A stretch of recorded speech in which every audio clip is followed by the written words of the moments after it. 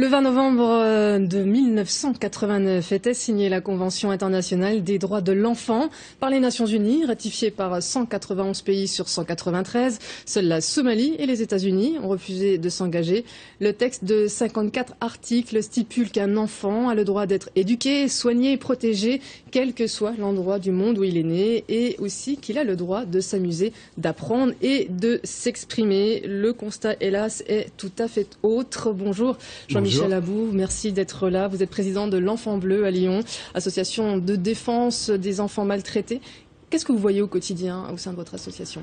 Alors, le rôle de notre association est de s'occuper d'enfants victimes de maltraitance, mais également d'adultes ayant été maltraités dans leur enfance. Ce qu'on voit, c'est tous les jours des appels. On reçoit entre 20 à 30 appels par jour.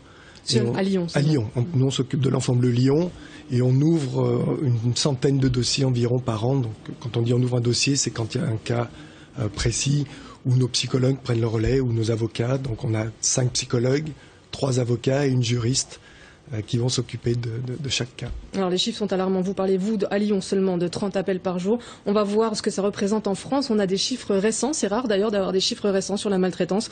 35 531 enfants maltraités en France entre l'année qui vient de s'écouler. Et c'est donc 97 par jour. C'est énorme. Oui, en plus ce sont les chiffres des enfants déclarés police et gendarmerie. Ce sont les chiffres officiels que nous donnent la police et la gendarmerie.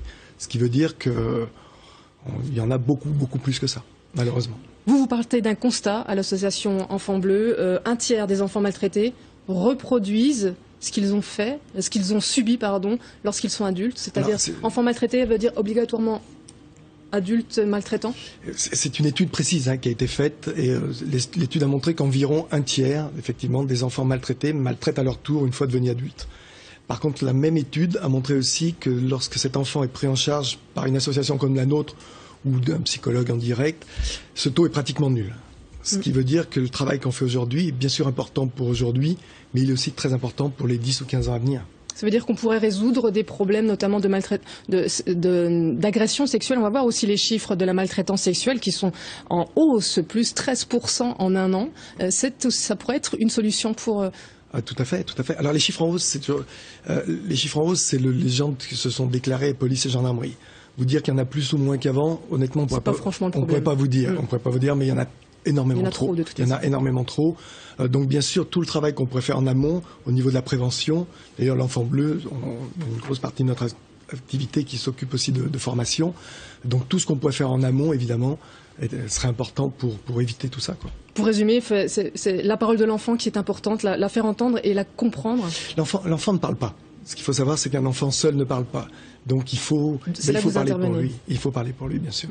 04, on va donner le numéro. Ça, c'est un numéro lyonnais. 04 78 68 11 11. On rappelle bien sûr qu'il y a un numéro national qui est le 119. On le connaît pas assez, on le dit pas assez souvent en tout cas. C'est pour ça que vous êtes venu aujourd'hui sur ce plateau. Merci, Monsieur Abou, de votre intervention.